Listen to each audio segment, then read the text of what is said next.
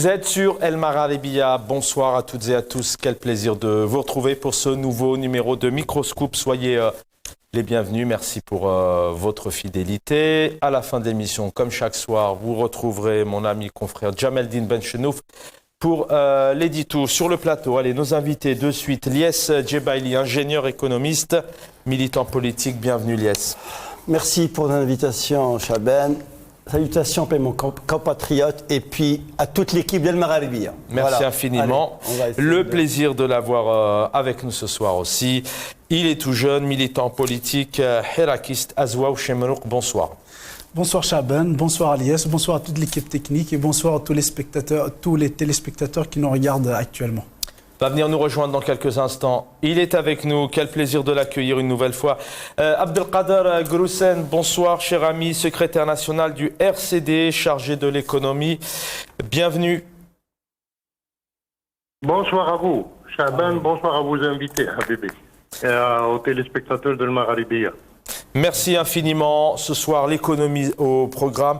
Résultats positifs dans l'agriculture. Voilà ce qu'a annoncé le président de la République, Abdelmajid Tebboune. Il a dit clairement donc, que la puissance économique d'un État était sous-tendue de chiffres et de statistiques précis et réels, loin des données approximatives. On va essayer bien évidemment de revenir quand on connaît les difficultés, les insuffisances au niveau du système des statistiques en Algérie. On va revenir sur un certain nombre d'éléments. En 2020, il avait annoncé donc qu'il y avait un gain de 25 milliards de dollars dans le secteur de l'agriculture. Il avait dit clairement que c'était la première fois que cela arrivait depuis l'indépendance, alors qu'à cette époque-là, le pétrole, lui, était aux alentours de 23 milliards. On va essayer de revenir aussi sur l'annonce qu'il avait fait au secrétaire d'État américain, Blinken. Il avait évoqué une production de 30 millions de tonnes de blé, alors que l'Algérie n'a jamais, selon les spécialistes, notamment les économistes, n'a jamais dépassé les 2 millions. On va évoquer aussi l'industrialisation du pays, comme l'agriculture moderne qui se base notamment aujourd'hui, une agriculture se base notamment dans certains pays, une grande partie du monde entier, sur l'industrialisation. Les temps ont évolué. On reviendra aussi sur l'importation des semences aujourd'hui, qui relève d'une technologie énorme. Faut savoir que le ministre, Monsieur Rezig, le ministre de l'économie, avait annoncé dernièrement l'interdiction de l'importation des semences, avait-il dit. Nous sommes prêts à faire face à ces pénuries de semences. Et qui dit agriculture dit bien évidemment le quotidien des Algériens. On voit aujourd'hui des Algériens de plus en plus pauvres, une paupérisation du peuple. Yamina Marraoui qui nous disait qu'il y avait 6-7 millions de personnes qui vivaient sous le seuil de pauvreté, un quotidien difficile, notamment la cherté des tarifs. On essaiera de vous donner quelques exemples, mais pour vous donner un exemple, aujourd'hui, la tomate est des alentours de 200 dinars. Est-ce que la cherté aussi relève de ce manque de légitimité, de ce manque de projets politiques, de ce manque de projets économiques? On va l'évoquer avec nos invités. Et puis, qui dit agriculture dit aussi formation, moyens mis en place, projets dans les universités. Qu'y a-t-il derrière toutes ces problématiques, notamment que puissent retrouver les personnes, les jeunes, toute cette belle jeunesse qui souhaite notamment se lancer dans l'agriculture. Abdelkader Groussen, on va bien sûr commencer par vous. Vous êtes en Algérie, secrétaire national du RCD. Merci d'abord de participer. Merci au RCD d'être fidèle. On a aujourd'hui un président de la République qui est plutôt, il nous parlait de décollage économique, il est plutôt satisfait sur ces avancées, ces prouesses économiques, sur ces exemples que je viens d'évoquer. On l'écoutera d'ailleurs tout à l'heure. Vous avez une réaction là-dessus? Est-ce que le président vit dans le même monde que les Algériens, ou encore une fois, on est dans la culture peut-être du faux, des mensonges? Écoutez, d'abord bonsoir à vous, bonsoir à vos invités, aux téléspectateurs de El Maralebia. Je pense que le meilleur indicateur, c'est le marché. La dernière fois, quand j'ai participé à votre émission, vous avez fait parler des citoyens confrontés aux résultats de l'inflation. Quand on a parlé de l'inflation autour de 8 et 10%, donc ça impacte directement le coût fin et le pouvoir d'achat tout résultat positif, il se mesure dans le marché et dans le coût de la vie. D'accord? C'est pas les vœux pieux, c'est pas des promesses, c'est pas des chiffres, parfois des chiffres qui ne sont pas maîtrisables. Nous n'avons jamais eu un service de statistiques fiable. Nous n'avons jamais eu des chiffres réels qui correspondent à la réalité. Nous connaissons l'Algérie profonde, nous connaissons dans quel bourbier se débattent les paysans, les agriculteurs, les éleveurs, de toutes difficultés qui sont connues sur le terrain. Je pense que c'est pas les vœux, c'est pas des déclarations comme ça en l'air, c'est le terrain. Le terrain, il parle, il dément tout ce qui est en train d'être dit par nos responsables. Et le premier responsable qui vient de dire, là, il est en train de cibler, de parier sur 2025, mais comme si on est dans le mandat indéfini, le mandat acquis, indiscutable et tout ça. Donc, comme s'il n'y aura pas d'élection en 2024, comme si on a la certitude d'être demain au règne de ce pays et continuer les projets. Mais tous les projets économiques ou de l'agriculture, ils sont liés d'abord à des données réelles sur le réel et bien sûr avec des projections, des objectifs réalisables. Alors que nous voyons les prix qui flambent, surtout à la veille du mois de Ramadan, soi-disant Shahr al-Rahma ou Shahr al-Baraka, mais en fait, quand Shahr le chalumeau. Le chalumeau dans les prix, déjà, ça s'annonce bien. C'est quoi l'as'ar fi mutanawl al-jami'? Alors quand vous avez 650 le loubia machto, si vous avez 350 la courgette, et ainsi de suite. Où est-ce qu'on est? Où est-ce qu'on va? Alors, l'autosuffisance alimentaire. C'est un challenge. Oui, on va l'évoquer tout à l'heure. Hein, notamment, on a le président qui dit clairement que nous ne sommes pas très loin de notre indépendance. On se posera aussi cette question. Hein. Je reviens à vous, hein, si Abdelkader Groussen, restez avec nous. Je sais que je vais devoir vous libérer hein, dans quelques instants, hein, puisque vous êtes aussi, vous vivez une petite période difficile, vous et vos proches. On est de tout cœur avec vous. On écoutera tout à l'heure le président de la République qui est souvent vers l'avenir. Hein, peut-être au lieu de réaliser, il parle déjà de 2024-25 sur cette autosuffisance. C'est un président effectivement qui court souvent vers l'avenir. Peut-être une question qui se pose, est-ce qu'il passe son temps à vendre du rêve et à faire du populisme? On va écouter ici Abdelmajid Tebboune qui nous parle notamment de cette grande première depuis l'indépendance avec ces 25 milliards de dollars qui a pu gagner un gain de 25 milliards de dollars dans l'agriculture en 2020. قلتها ونزيد نقولها أول سنة منذ الاستقلال ولها المغزى نتاعها والمعنى نتاعها أول مرة الفلاحة تفوق الإنتاج تفوت المداخل نتاع البترول. هذه الأجانب ما يتكلموش عليها ما تساعدهمش. الفلاحة دخلت 25 مليار ما يقارب 25 مليار دولار.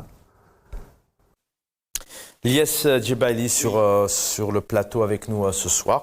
D'abord, d'un point de vue général, une réaction. On est souvent face à un président peut-être qui, soit il est mal entouré, soit parfois c'est un peu l'incohérence, la cacophonie dans les chiffres, dans les éléments. Est-ce que ce président aujourd'hui peut-être n'a pas les éléments pour différentes raisons? Est-ce qu'il manque pas de savoir? Est-ce qu'il ne vit pas la réalité? Et puis est-ce qu'il connaît réellement ce secteur de l'agriculture? Moi, j'ai l'impression que ce président est légitime. On ne va pas revenir sur des termes populistes, mais on va essayer un petit peu de décortiquer ce qu'il vient de dire. L'indépendance de l'Algérie, elle est liée à deux grands secteurs stratégiques, économiques, les hydrocarbures et l'agriculture. Il est en train de nous vendre, de dire que l'Algérie, il faut développer le secteur agricole parce qu'il peut contribuer au PIB algérien. Il prétend, il suppose, c'est des supputations, ce n'est pas une certitude, qu'en 2024-25, on va atteindre ce qu'on appelle l'autosuffisance alimentaire, c'est-à-dire la souveraineté alimentaire. Alors, il parle de 14,7% du PIB. Oui, s'il parle de 14,7% du PIB, l'agriculture contributeur au PIB algérien, les hydrocarbures, c'est 24%. Il y a 10% de plus. C'est la raison pour laquelle, si vous vous rappelez, il y a 1 an et demi ou 2 ans, enfin 1 an et demi, je pense, il a dit que les 25 milliards que l'agriculture allait dégager, 25 milliards de dollars. Une raison très simple. Il faut que nos compatriotes le sachent. Le secteur de l'agriculture en Algérie n'est pas numérisé. On ne peut pas faire des projections sur de l'approximatif. On ne peut pas faire des projections sur des chiffres erronés. Lui-même, il demande que le secteur soit numérisé pour qu'on puisse avoir une idée bien précise, exacte, comment on peut projeter. Comment voulez-vous projeter sur une feuille qui n'est pas numérisable? Ce n'est pas possible. Pour un pays continent comme l'Algérie, ce n'est pas possible. Il prétend qu'il y a 23% de rendement, sachant que nous consommons, le peuple algérien, le peuple algérien consomme 90 millions de quintaux par an. Sur les 90 millions de quintaux, nous produisons que la moitié. La production nationale. C'est quoi l'autosuffisance alimentaire? Ça veut dire, qui n'est pas atteint, ça veut dire quoi? Ça veut dire que les besoins de la population algérienne n'est pas atteint par le biais de la production nationale. Et par conséquent, c'est un rendement de 23%.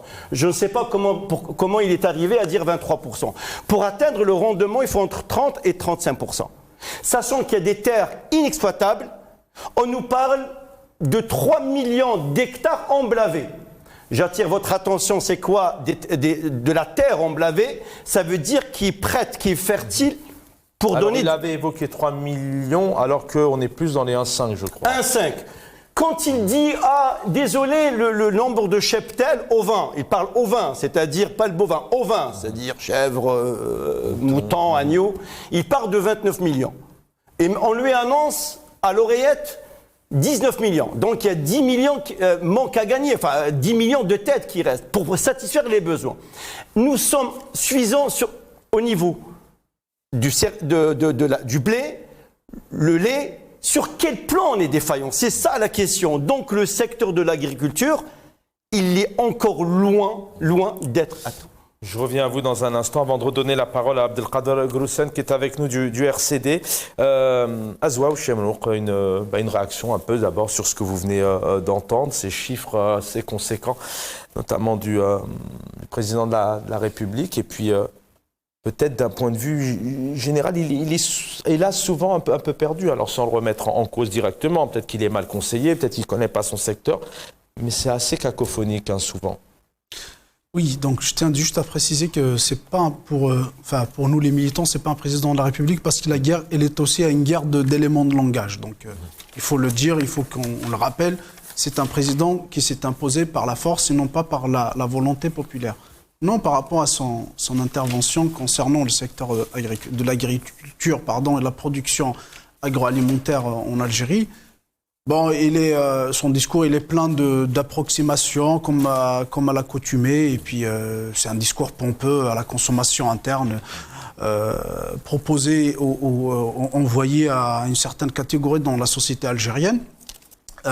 Mais si on veut réellement vérifier les chiffres, on n'a pas les moyens et les instruments pour les vérifier. Ce qu'il parlait 2020, les promesses qu'il avait données en 2020, on ne peut pas les vérifier en 2023 faute d'éléments et de mesures de contrôle. C'est-à-dire qu'aujourd'hui, l'Agence nationale des statistiques, l'Office national des statistiques, il est manipulé, il est sous contrôle d'un clan politique. Donc, c'est-à-dire, c'est vrai, on peut trouver des chiffres, mais c'est des chiffres qui sont déjà manipulés. Donc, quand on a des chiffres qui reflètent pas la réalité, on peut pas contrôler un responsable politique. Et puis, je disais, il parlait des chiffres. C'est comme si c'est la faute aux chiffres. La numérisation, il a parlé tout à l'heure, mon ami Lies, de la numérisation, et il a parlé, M. Tebboune, de la numérisation. Ce n'est pas la faute à la numérisation. Ça n'a jamais été le cas. C'est vrai que la numérisation, c'est un élément de progrès, donc dans tous les secteurs d'ailleurs. Donc c'est un élément de progrès, mais l'élément le plus important, ça reste la volonté. Quand il y a une volonté politique, là, on récolte des fruits c'est-à-dire de cette volonté, et on le verra sur le terrain. Alors que si on prend pas que l'agriculture en Algérie, tous les secteurs économiques, d'abord, et il faut le rappeler, comme je disais, c'est une guerre d'éléments de langage. Il n'y a pas une économie en Algérie. On n'a pas une économie saine. C'est-à-dire propre, on va dire qu'on a un secteur économique qui marche, qui se base sur des fondamentaux et c'est des agrégats économiques. On va dire que c'est une économie saine. Il n'y a pas d'économie saine. D'ailleurs, on n'a jamais eu de crise économique. On a une crise d'économie en Algérie. Donc, quand on a des influents au pouvoir, des militaires ou des civils qui ont la même mise sur les intérêts économiques de l'Algérie, on ne peut pas adopter une politique économique qui va dans le sens de promouvoir la production nationale. Pour la simple raison, c'est que ça touche à des intérêts des influents. Donc, on ne peut pas parler d'économie dans notre pays. Donc, du moment qu'il n'y a pas de volonté, la numérisation importe peu dans cette situation. Donc même si ils sont animés, les technocrates au sein du pouvoir algérien sont animés de bonne volonté pour promouvoir la production, mais il y a toujours les plus influents qui ont la main mise sur l'économie nationale, qui vont dire basta, stop. Là, quand on touche aux intérêts, c'est là où s'arrête la politique économique. Je reviens à vous dans un instant. Avec nous, Abdelkader Groussen, secrétaire national du RCD. Si Abdelkader Groussen, M. Rezig, le ministre du Commerce, dit clairement que l'Algérie a exporté près de 70 000 tonnes de légumes et de fruits en moins d'une année. Qu'est-ce que vous répondez? Vous avez eu écho de ces éléments, de cette exportation, puisque c'est vrai que, en tout cas, en Occident, on n'a pas l'habitude, hélas, dans les rayons, d'apercevoir des produits qui arrivent d'Algérie, parce que vous savez que quand on fait ses courses en France, en Italie, en Espagne ou autres pays, on nous dit clairement la provenance. Comment vous réagissez à cette annonce qui est plutôt positive? Est-ce qu'elle est réelle? En tous les cas, mon ami Chaban, regardez, s'il y a une exportation, moi je sais qu'il y a une ligne qui va vers Montréal, le Canada. Il y a des fruits et légumes frais parfois. Mais ça, c'est le fait, c'est pas un programme gouvernemental d'exportation de produits. On n'a pas, de toute manière, dans le cadre de la division internationale du travail, on n'a pas une place pour exporter dans tous les pays d'Europe. Étant donné qu'il y a une communauté importante au Canada, il y a de l'exportation, mais ça c'est des individus, des entrepreneurs algériens qui font, c'est-à-dire qui répondent à des demandes expresses des citoyens de la communauté canadienne. Mais sinon, la tendance, il n'y a pas une production de qualité qui soit acceptable et aux normes, qui soit être vendu dans les étalages au niveau des pays européens. Il ne faut pas rêver. L'histoire de la période d'Ofla, Weekend, l'orange, les agrumes qui se vendaient à Paris et à Marseille, ça c'est révolu. Nous n'avons plus de mitija. Par exemple, la pleine saison, on ne mange pas suffisamment l'orange, on ne mange pas suffisamment la mandarine. La mandarine elle ne reste pas toute la saison. Un mois après, elle n'existe plus, ou là elle est asséchée, ou là elle est de très très mauvaise qualité. Et donc l'exportation, il faut pas rêver. Quand on donne des chiffres, moi je suis très sceptique. Personnellement, je suis très sceptique. Au RCD, nous on est en train de prendre les chiffres avec des pincettes, parce que quand ça ne se vérifie pas avec des données réelles, donc il peut raconter. Le ministre du Commerce, je ne sais pas de quelle planète il sort, je ne sais pas de quelle Algérie il parle. Tous, autant qu'ils sont, je ne sais pas de quelle Algérie il parle. Quand le gars il est venu avec des promesses où il حلف كيما يقول الحاج محمد العنقا يحلف ممر السبحه داير جرناب كيفاش يرحم والديك انت mois de carême il dit la veille du mois de carême يقول la viande ça sera à 1200 dinars. Et la première année, le Ramadan de 2020, il avait promis aux Algériens que la patate n'allait pas dépasser les 70 dinars. Alors, elle qu'elle avoisonnait les 130 et les 140 dinars. Voilà, pour vérifier tout ça, toute la véracité de ces dires, de ces propos, de ces discours, de ces vœux, elle se vérifie au niveau du marché, au niveau du consommateur. Qu'est-ce qui arrive à la marmite du consommateur et à quel prix? En tous les cas, le fait d'annonce, on est en train d'annoncer les augmentations des salaires, les pensions de retraite, mais en définitive, déjà, ces augmentations, elles sont reprises par les augmentations des produits de première nécessité. Sur le quotidien. Je reviens à vous. On va juste écouter ici donc le président qui nous dit clairement qu'en tout cas, il est clair, il se sent prêt à une certaine indépendance d'ici 2024-2025. Effectivement, il est déjà après ces élections qui se profilent, puisque a priori, elles ont lieu en 2024. شاعر أننا ما نشبعت بزاف على الاستقلال الغذائي نتاعنا ما نشبعت خصنا برك غير خطوات نديروها بيقين ما نديرهاش مرغم ولا نديرها لأن قالوا لي ديرها نتيقن وتشوف إذا ما وصلنا السنة إن شاء الله 2024 2025 باكتفاء ذات. Abdelkader Groussen, avant de vous libérer et de retrouver nos invités sur le plateau, peut-être un mot politique. Est-ce qu'on n'a pas une gouvernance, un pouvoir en Algérie, le président actuel qui est toujours dans l'espérance, qui est toujours un peu dans l'avenir, à se projeter. Est-ce que alors il y a aussi le ministre du Commerce, le Rezig, qui dit que il interdit l'importation des semences, qui dit aussi nous sommes prêts à faire face à ces pénuries de semences, c'est-à-dire ces graines. Est-ce que le président il est toujours tout de même dans ces termes, dans l'espérance, dans l'espoir, alors qu'il doit peut-être être plus dans la réalisation, dans les ordres, dans les objectifs précis, en mettant des actions précises. C'est dû à quoi? C'est que l'Algérie aujourd'hui, notamment son pouvoir et sa gouvernance, manque de projets politiques, de projets économiques. Elle est là la défaillance, c'est que encore une fois, dans l'agriculture notamment, ça navigue à vue. Oui. En tous les cas, mon ami Chaban, depuis le début, tout s'est cristallisé autour de la voiture, de l'industrie ou du commerce automobile.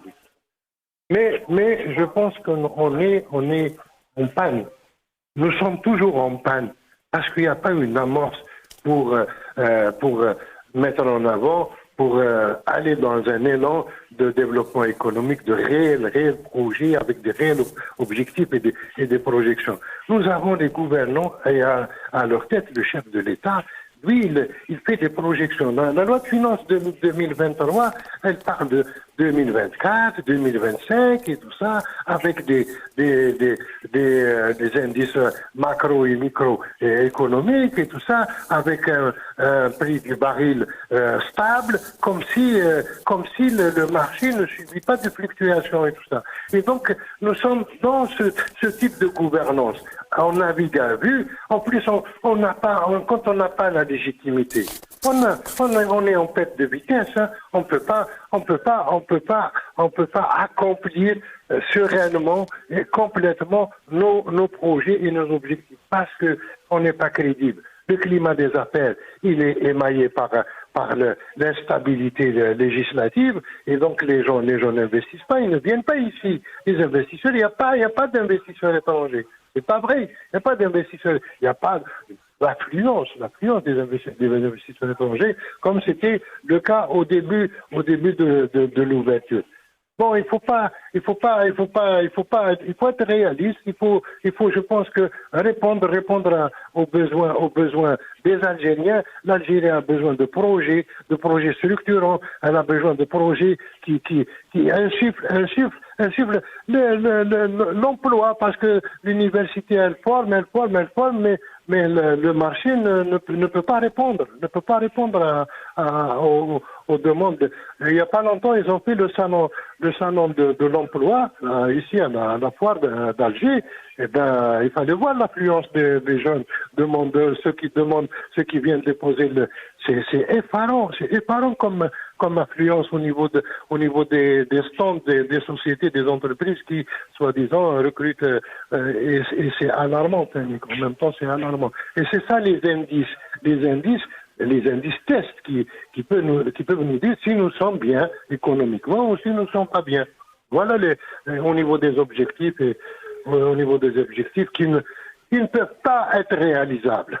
Merci infiniment, cher Abdelkader Groussen, donc secrétaire national du RCD chargé de l'économie. Merci d'avoir été avec nous. Je vous libère car je sais que ce soir vous êtes pris dans un moment de famille et on est de tout cœur avec vous. Parlons politique aussi, Ilyes Djebali, je sais que vous êtes économiste, vous maîtrisez tous ces éléments, mais encore une fois, on sait que les semences, c'est une technologie énorme. On entend souvent le ministre du Commerce qui fait aussi des sorties. Alors dernièrement, il nous disait que la pénurie d'huile était due notamment au trafic des adolescents. Parfois, c'est risible, hélas. Et puis, on est toujours dans une gouvernance, dans un président, des équipes qui sont dans l'espérance maintenant depuis quasiment 3 ans, qui ne réalisent pas concrètement. On envoie des éléments comme ça aux Algériens, alors que sur le terrain, Abdelkader Groussen en parle, que les Algériens, réellement, ça se ressent pas dans leur panier du quotidien. C'est un pouvoir qui est toujours dans l'avenir, dans l'espérance, qui a tendance à vendre du rêve. Pourquoi ? Il n'y a pas de projet politique, pas de projet économique, c'est votre secteur? Tout d'abord, l'économie est un acte politique. Voilà, par définition, c'est comme ça comment on interprète l'économie, est un acte politique. Moi, je fais confiance à l'intelligence de notre peuple qui ne croit pas ce qu'il dit, ce président, pour une raison très simple, parce que le critère de sa gouvernance, c'est le mensonge. C'est le mensonge. Il parle de l'autosuffisance alimentaire de l'Algérie sur 2024-2025. Déjà, la période est courte. Hein. Il y a de quoi faire un miracle. Hein. Absolument. C'est politique, la période. Tout à fait. Alors, c'est juste pour faire avaler ça, excusez-moi. Oui, vous pouvez réagir ensemble, mais pour faire avaler ça, en l'espace de 10 mois, créer une autosuffisance dans un pays qui exporte totalement juste les hydrocarbures, ça reste... Il fallait bien qu'il se légitime pour 2024. Bon, je laisse Ilyes. Non, je t'en prie, on parle. Au fait, on va prendre des pays africains, c'est-à-dire qu'eux aussi à la recherche de l'autosuffisance alimentaire. Le Mali est un petit pays enclavé, limitrophe de l'Algérie, quasiment il devient autonome. Le Cameroun est un pays, il est reconnu autonome. Le Nigeria et le Bénin. On parle du Nigeria parce que c'était une gouvernance militaire. J'attire votre attention, il y a un président qui s'appelle Buhari, qui a une casquette militaire, mais avec le temps il s'est démocratisé. On va s'intéresser à ce qu'il a fait par rapport au Nigeria. Depuis 2015, le Nigeria, dont la course à l'autosuffisance alimentaire, est devenu quasiment autonome. Qu'est-ce qu'il a fait, ce Buhari? Qu'est-ce qu'il a fait? Eh bien, très simple. Il a fait 2 réformes. Sur le plan économique, sachant que les leviers économiques sont confisqués par des généraux au Nigeria. Il sait que derrière l'économie, il y a la main de certains généraux et de certains pouvoirs militaires. Qu'est-ce qu'il a fait? Il a fait 2 réformes. Une réforme politique et une réforme économique. La réforme politique, il a quasiment mis fin à l'accès aux devises parce qu'il y avait l'augmentation des taxes sur les céréales. Il a trouvé le moyen de restreindre l'accès aux devises. En même temps, qu'est-ce qu'il a fait? Il a fermé les frontières parce qu'il sait que les généraux comme les nôtres, ils peuvent faire la contrebande au niveau des frontières. C'est-à-dire que le riz, il peut rentrer par le Bénin. Donc forcément, ça va créer créer de la surenchère, de la spéculation et la contrebande du riz. Et sur le plan économique, il a favorisé le secteur privé. Des jeunes qui étaient au chômage, pour développer la productivité, il a mis des réformes, c'est-à-dire des prêts agricoles, c'est-à-dire appeler le citoyen à participer, en lui accordant le minimum garanti, pour qu'il puisse vendre son riz, des prêts agricoles, des exonérations fiscales pour les rizières. Mais tout ça, c'est un programme qui était élaboré sur 5-6 ans. Et M. Tebboune, parce qu'il a une appétence parce qu'il veut se représenter, il pense à son deuxième mandat, il ne pense pas aux citoyens algériens. Parce que derrière, il y a un calcul politique, c'est-à-dire comment vendre la pilule pour se présenter aux élections présidentielles. Pourquoi il dit 2004-25? Parce que 2004, c'est 2024. Absolument. Une réaction, Zohar Chemlouk, surtout d'un point de vue politique. C'est vrai qu'à chaque fois, dans tous les domaines, on a l'impression, on parlait de diplomatie, de santé, d'éducation, on a l'impression que ça navigue un peu à vue. Il y a des annonces qui sont faites aussi entre gouvernances parce que c'est un pouvoir qui a quand même du mal à aller dans les universités, à rencontrer cette jeunesse, à aller à la rencontre des agriculteurs aussi. Dans certains pays, on voit certains présidents qui passent des journées entières dans des salons. Ça manque de projets économiques, d'économie, projets autour de l'agriculture, par exemple. Ça a toujours manqué, ça a toujours manqué depuis 62. En plus, là, on a l'impression que Tebboune découvre l'Algérie en 2023. C'est-à-dire qu'il nous sort comme quoi il y avait des manipulations des chiffres, ceci, cela, il y avait des mensonges. C'est comme s'il avait découvert l'Algérie en 2023. Donc, mais ça va c'est de l'ADN du pouvoir algérien. Il faut bien qu'il monte sur la réalité politique.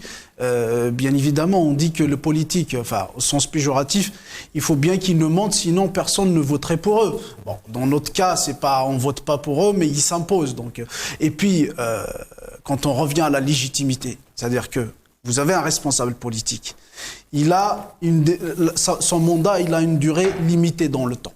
Qui sait bien qu'au bout de 4 ans ou 5 ans, il va être jugé, sanctionné par la population. S'il a fait, il a apporté quelque chose à la société, certainement cette société va lui prolonger son mandat. Mais dans le cas contraire, la société il aura le désaveu du peuple. Mais par contre, nous, c'est des responsables entre guillemets, qui se sont imposés. Donc, ce souci de se faire réélire, ce n'est pas, c'est le cadet de leurs soucis, si on peut dire. Donc, ils savent très très bien qu'en 2024, à moins qu'il y ait un autre clan qui a plus de pouvoir par rapport à Tebboune, il sait très très bien que 2024, c'est lui qui sera, entre guillemets, réélu. Donc, se soucier des résultats des politiques économiques ou sanitaires ou autres, c'est vraiment le cadet de ses soucis. Donc on revient au fond du problème, c'est la légitimité politique. En l'absence de légitimité politique, il n'y aura pas de politique économique. Pourquoi? Parce que on n'a pas un peuple derrière soi pour pouvoir prendre des décisions souveraines qui vont dans le sens du progrès économique, qui va c'est-à-dire dans le sens de l'épanouissement de la société. Parce que on est imposé par des clans, que ce soit militaires ou civils, et ces clans ont des intérêts dans l'économie, ce qu'on peut appeler économie algérienne. Donc, quand une politique économique va à l'encontre d'un intérêt d'un influent du pouvoir, la politique économique, elle est vite oubliée ou elle est vite jetée à la poubelle. Donc, ça va à l'encontre d'un influent du pouvoir, parce que cet influent, c'est lui qui a imposé Tebboune à la tête c'est aussi simple que ça. Donc aucune volonté d'y aller dans le sens d'épanouissement de la société n'a jamais été affichée par ce pouvoir. Et puis il faut savoir une chose, c'est que ça va pas dans l'intérêt du pouvoir à ce qu'il développe une production nationale. Quand je dis une production nationale, ça veut dire une intégration très très forte dans tous les secteurs. Quand je dis taux d'intégration, ça veut dire quoi? On parlait par exemple, là c'est le secteur de l'agriculture. Le secteur de l'agriculture, on ne maîtrise pas la production de la semence, alors qu'elle est tellement stratégique. Donc, en fait, le taux d'intégration dans le secteur de l'agriculture est vraiment minime. Donc, on produit juste à la fin, c'est-à-dire on produit de la patate, on produit de la tomate, mais c'est juste à la fin, c'est-à-dire que le processus avant, on le maîtrise pas. Donc, en fait, le taux d'intégration, il est assez faible. En plus, il intervient à la fin.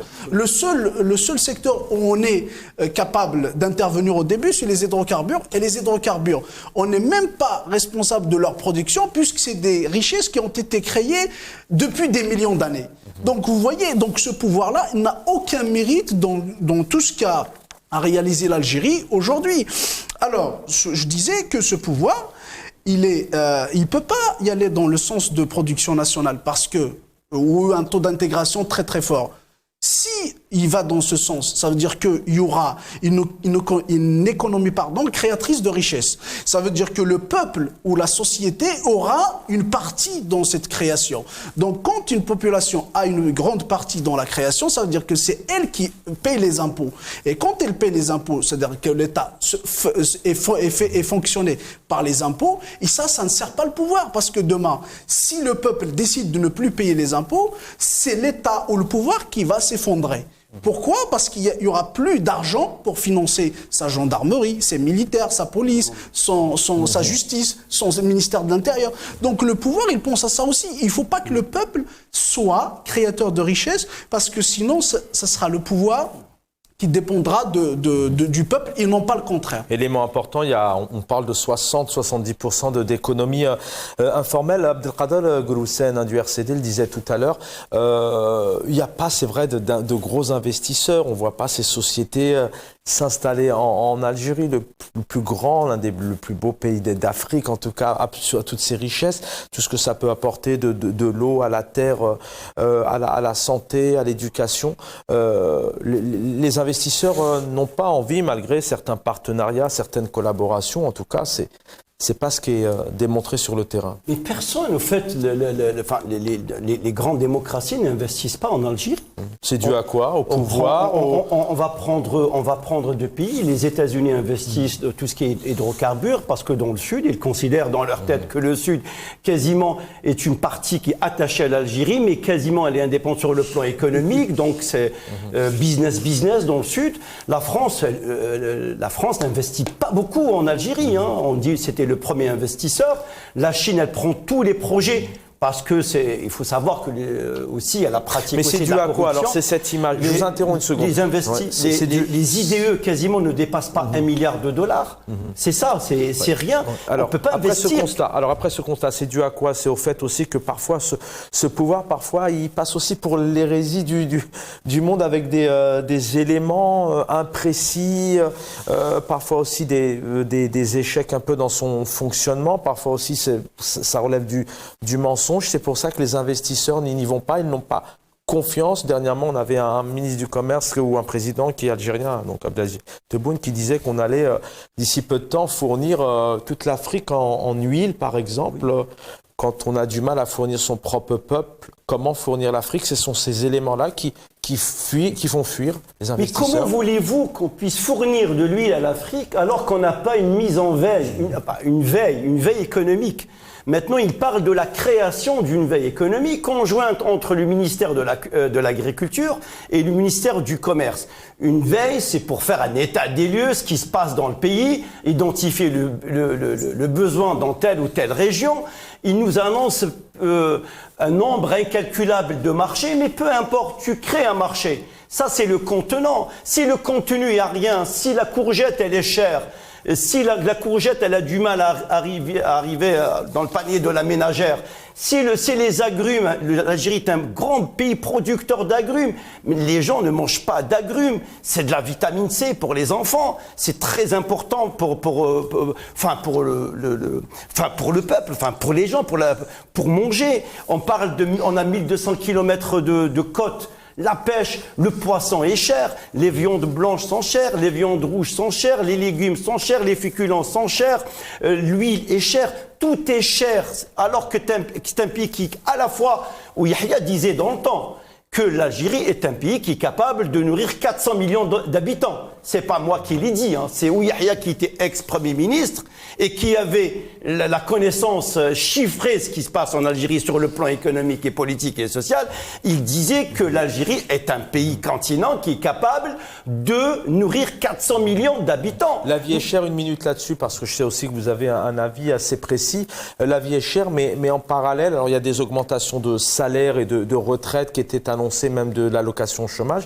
Mais à l'inverse, vous dites clairement, le but, c'est pas d'augmenter les allocations de chômage, mais c'est de créer un vrai projet économique, de faire de l'emploi. Est-ce qu'il y a une proportion entre... On a déjà parlé, Chaben, la dernière fois, le budget de l'État qui était 94 milliards de dollars. Enfin, on va pas revenir sur 23 milliards alloués à l'armée. Et le restant, il y a quoi? C'est pour assurer les traitements et les salaires des fonctionnaires et pour assurer aussi le traitement, enfin, des allocations chômage. Plutôt budget de fonctionnement. Absolument, budget de fonctionnement. Oui. Donc, est-ce qu'il y a un budget qui est dédié pour la création de l'emploi? Si vous voulez relancer l'économie, c'est la création de l'emploi. On ne peut pas être tout le temps tapé, sur les dépenses. On crée pas de l'emploi. Je veux dire, il n'y a pas de création d'emploi. Comment voulez-vous relancer l'économie? C'est une question, c'est du saupoudrage, c'est acheter la paix sociale. On ne peut pas, comme l'Algérie quasiment, c'est un pays jeune, 70% à moins de 30 ans.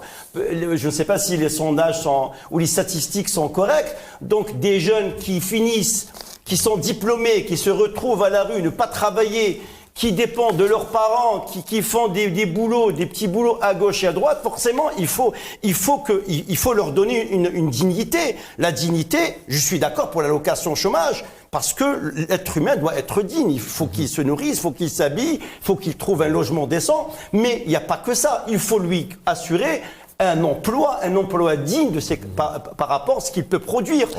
Parce que il faut pas dire le peuple, on est citoyen. Donc il faut le citoyen qui est au service de la nation. Voilà. Il nous reste 5 minutes d'émission. On termine toujours l'émission un peu avec cette question. Demain, c'est au peuple donc de se prendre en charge. On parlait des syndicats encore hier. Est-ce que cette période, ce mois de Ramadan arrive?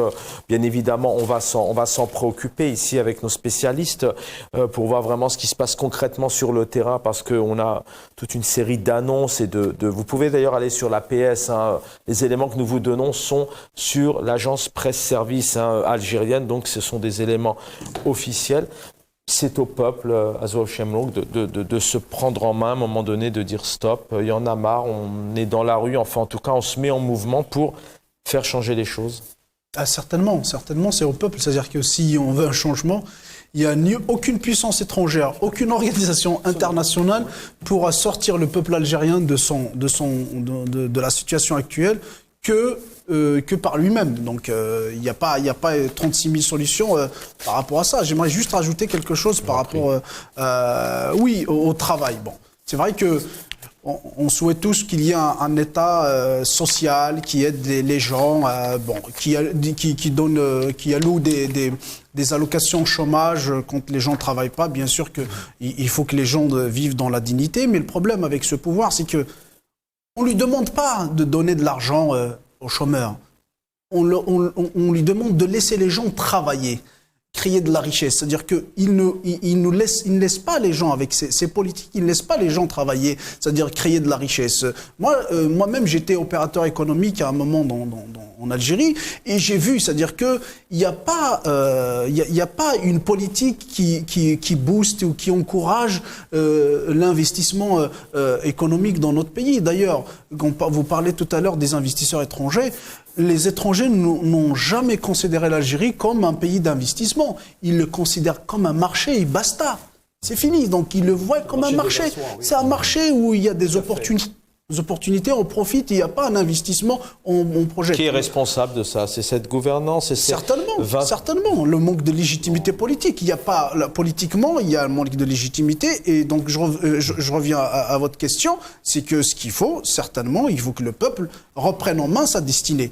Et j'aimerais juste rajouter par là, c'est que nous, on sait bien qu'au pays, c'est difficile. D'ailleurs, même politiquement, c'est devenu une dictature. Bon, c'était une dictature, mais aujourd'hui, c'est une dictature à outrance.